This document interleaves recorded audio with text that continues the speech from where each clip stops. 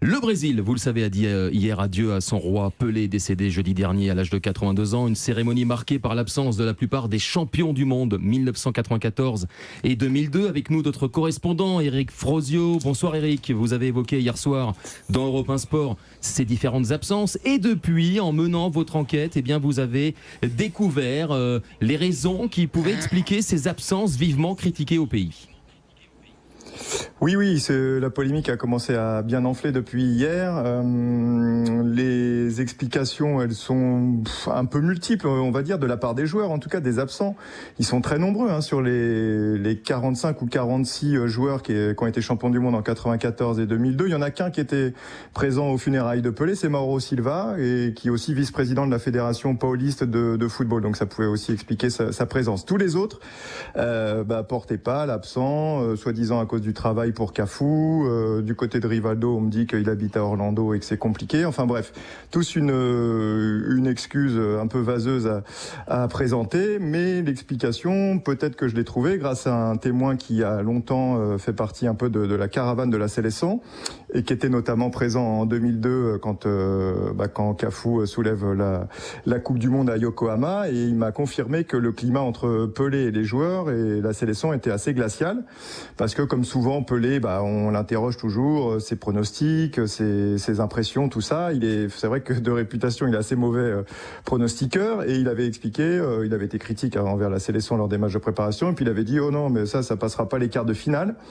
Et forcément, les joueurs en avaient pris ombrage, Scolari aussi, et après la victoire finale, Pelé, qui n'avait visiblement pas été invité par la FIFA, était quand même présent près du podium, et au moment après la remise du trophée, les joueurs, ils avaient serré la main en détournant le regard parce que ils respectaient pas trop Pelé à ce moment-là, et puis Scolari l'aurait même insulté, il aurait évité sa poignée de main, il l'aurait même insulté au moment de la descente du podium. Et visiblement, 20 ans après, rancune toujours tenace, aucun de ces participants, de ces champions du monde, n'a daigné se présenter aux funérailles du roi Pelé. Alors évidemment, ils vont nier, ils vont expliquer que c'était pour d'autres raisons, mais a priori, ça semble très crédible. Et voilà, c'est un peu triste, un peu décevant, surtout que ça a peiné la famille du roi Pelé. Ils vont pas le dire non plus publiquement, mais ils ont été très déçus de l'absence de tous ces grands noms. Et puis il y en a d'autres aussi, il y a Zico, il y a les anciens aussi, Tostão, Jorginho et compagnie, qui n'ont pas fait le déplacement. Donc voilà, le Brésil un petit peu dans cet état-là après les funérailles du roi. Il nous reste 3 minutes avant le flash de 21h. Petite question pour vous, Eric de Grégory Schneider. Est-ce que Romario a justifié le fait qu'il venait pas ? Non, Romario, il était dans un shopping à Rio, donc il était quand même pas très loin. En 1 heure d'avion, il pouvait être présent, et il a juste quand même envoyé une couronne de fleurs.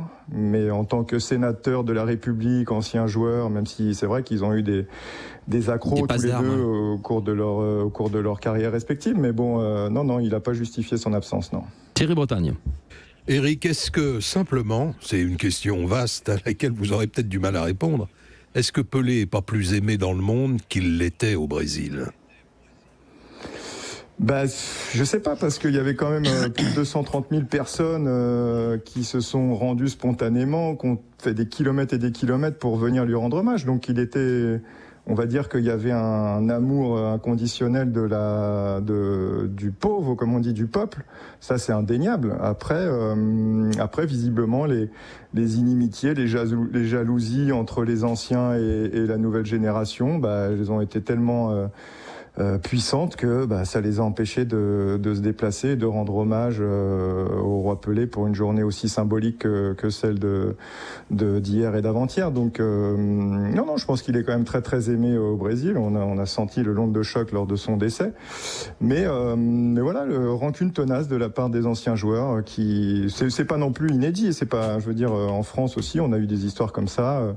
Le ferme ta gueule l'ancien de Willy Sagnol, il était un peu dans cet esprit-là, quoi. C'est-à-dire qu'on n'aime pas se faire critiquer. Mais bon, je pensais qu'avec au fil des années, vu la dimension de Pelé au Brésil, peut-être que ces champions du monde 94 et 2002 auraient pu faire peut-être l'effort de venir saluer la mémoire de la légende, quoi. Ouais, le sentiment, d'ailleurs, en 30 secondes de Giroud sur cet aspect-là, le fait qu'il n'y ait pas eu davantage de gratitude, Guy. Oui, il y a eu des présidentielles il n'y a pas longtemps. Et évidemment, il y avait 2 camps. Alors on peut regretter que les joueurs qui étaient dans le camp de Pelé ne soient pas tous venus, mais les autres, à mon avis, c'est très possible qu'il y ait eu un mot d'ordre qu'ils ne viennent pas. Merci Eric Frosio pour cet éclairage. On vous souhaite une bonne fin de journée au Brésil. On va aussi vous souhaiter pas mal de repos parce que vous avez bien travaillé depuis plusieurs jours donc sur cet adieu à la légende qui était Pelé, roi Pelé.